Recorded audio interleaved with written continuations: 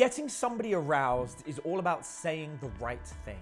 So many of us mistake the idea of attraction for being something that is based on who you are. You know, if I am successful, if I work out, if I make lots of money, then people will be attracted to me.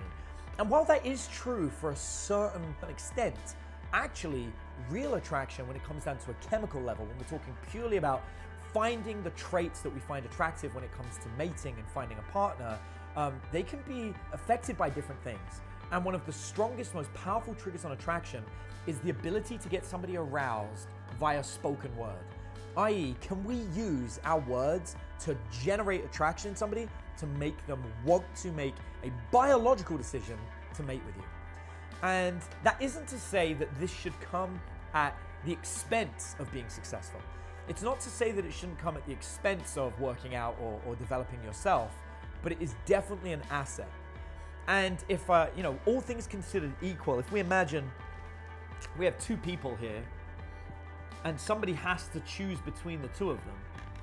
So if we have both of them make the same amount of money, how do we choose between the two? How does a prospective partner? And so often when we think about this stuff, we just think of ourselves. We don't think of the competition. We don't think of anybody else out there. And yet there are many other people. I mean, there's a whole room of people right here, and every single one of you is competing for the same opportunities, the same chances. How do you separate yourself if you do make the same amount of money and you work out as often as everybody else? Well, one easy way that we can do it is with our words. If this person has better words, then they're going to succeed. And one of the prime characteristics to generate attraction, especially when it's a guy trying to generate attraction with a woman, is down to verbal. And it's fascinating to me how many relationships, once they start to decline when it comes to sexual intimacy. So we've got a room of people here. Do me a favor. If you've had an experience of being in a relationship where at the beginning there was a lot of physical intimacy, and then over a period of time it started to decline and it got worse and worse and worse, maybe not the current relationship you're in, but just any relationship you've ever been in where you've experienced this, just raise your hand. So that is almost everybody in the room has had that experience. That tells you something. I like to think of these as human patterns. When a human pattern occurs and everybody in the same room has the same experience, then it's not an anomaly, this is standard. And it's actually standard for, in a relationship, the amount of sex you have decreases. But it doesn't always happen. It wasn't 100% of people in the room, it was most of you. That means some people have never experienced this in their life. I would argue that those that haven't experienced it either have yet to get into a relationship, which is one potential reason, or the other, that they know how to arouse their partner and maintain that arousal throughout the relationship ongoing. So I can tell you now that in the relationship that I'm currently in, the amount of intimacy that I have is the same. It's the same since when it first started. But it's all because I understand that attraction doesn't come from a single individual moment and then it lasts forever, right? It's not like, I'm naturally attractive, therefore my partner likes me, and that's good enough. I don't have to do anything else. So I can just sit back, rest on my laurels. I won. Everything's great. And then, 3 years down the line, we have an argument. I'm like, hey, remember how amazing I was when we met? Got you, right? You can't rely on that. You're going to have to do something on an ongoing basis. When you first meet somebody, when you try and get them aroused, arousal really starts up here. And while a young teenage male might be able to be aroused just purely off visual stimulation, even for men, as you start to age, that visual stimulation isn't enough, and you need the mental stimulation. You need to be aroused mentally for the body to follow. Most women experience this even when they're younger. This is something they have their entire life, but genetic men, it's something that tends to come a little bit later on. However, either way, whichever person you're dealing with, your ability to be able to be intimate with someone you're attracted to will stem from your ability to say words that get them aroused, or something that I call verbal escalation. Can we use our words to escalate a situation to make it more sexual and to make someone want to be with you? And yet most people have no idea how to do it. So with the exception of the few experts, I know we have a couple of experts in the crowd when it comes to dating. It's one of the best things about being a dating coach is, especially doing it as long as I have, we'll often get other dating experts to come along. But for those of you that are not dating experts, if I said to you right now, okay, I would like you to arouse somebody next to you by talking to them, How does that make you feel? Raise your hand if you instantly got uncomfortable at the thought of having to do that. Raise your hand. So if you're uncomfortable at the idea, go for it. Raise your hand, raise them high. There we go.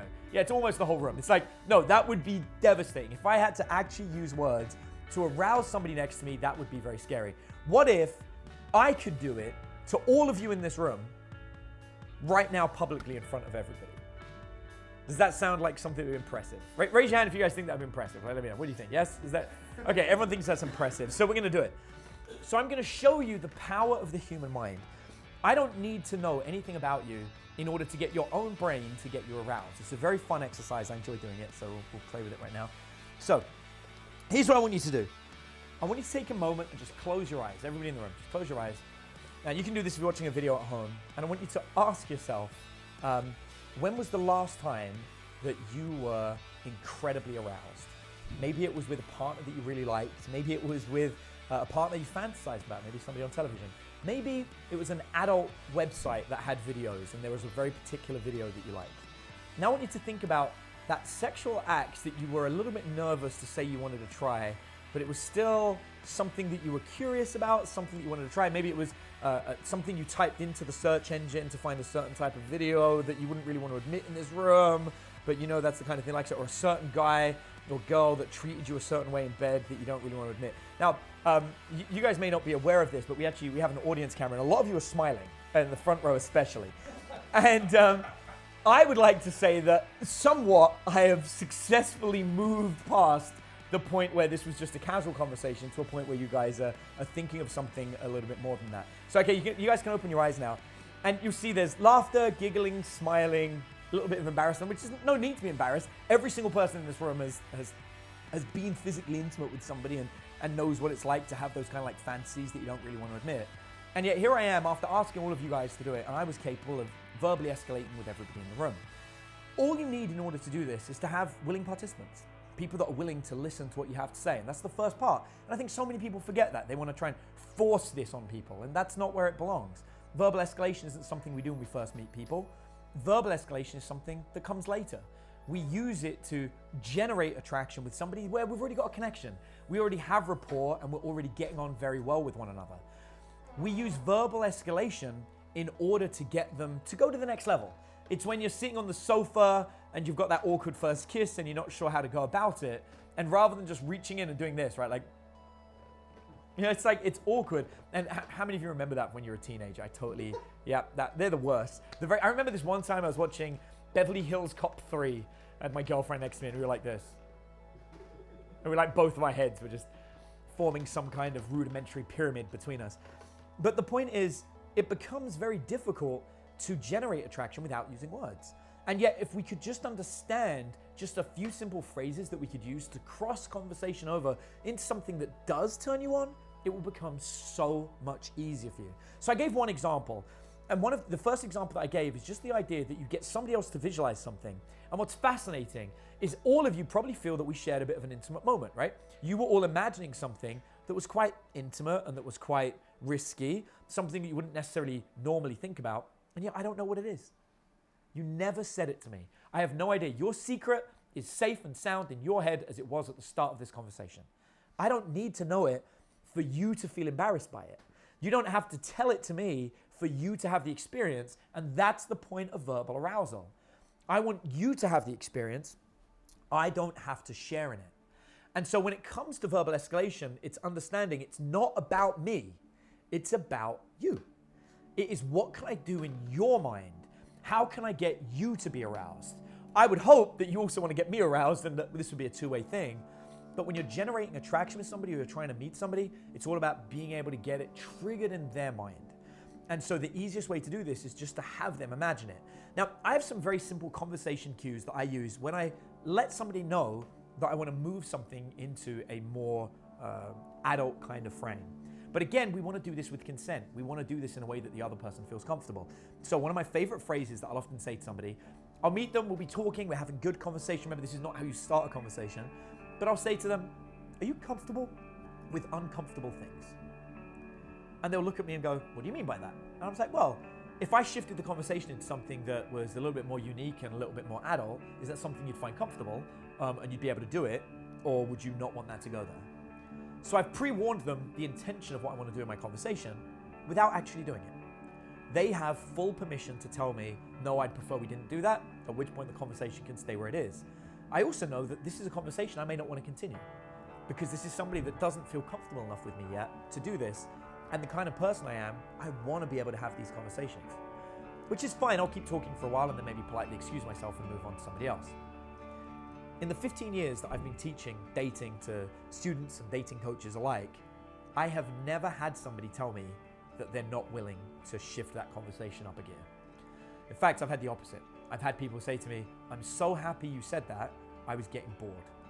And that is a far more common response that I've had. Don't get that all the time, but I've definitely had it a few times. Certainly a lot more than anybody ever telling me, please don't change the conversation, something more adult. For evidence of this, all you have to do is look at women's magazines. Glamour magazine, Cosmopolitan. The headlines, about 50% of them are borderline X-rated. They're about relationships and physical intimacy. It is a topic of conversation that people want to have. Look at men's magazines, GQ, Maxim, exactly the same thing there. We want to be having these conversations and we're scared of having them. Worse than that, we're made to think that they're inappropriate. We see it all the time on social media. You'll see websites that ban certain phrases or sentences from being used. And there is good reason, because when children are around, we don't want to be having those conversations. But at the same time, as adults, we need to recognize that the reason we're not having those conversations on social media is to protect those who are not adults. It doesn't mean we shouldn't feel comfortable having those conversations. The opposite.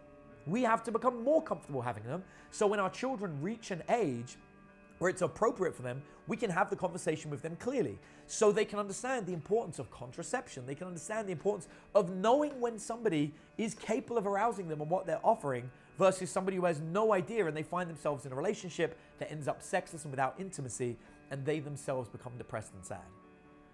One of the main triggers that will stop you feeling depression, stop you feeling like you don't have a connection with your partner, is making sure you and them have a healthy sex life that lasts for years. And that's going to come from your ability to not only verbally arouse somebody when you first meet them, but to continue that into the relationship. And one of the easiest ways to do that is to start that practice off right at the very beginning. Get used to talking about sex with your partner. You should be able to watch porn together. You should be able to talk about the sexual fantasies that you have and enjoy them with each other. This is the key to developing that long-lasting relationship and keeping it going.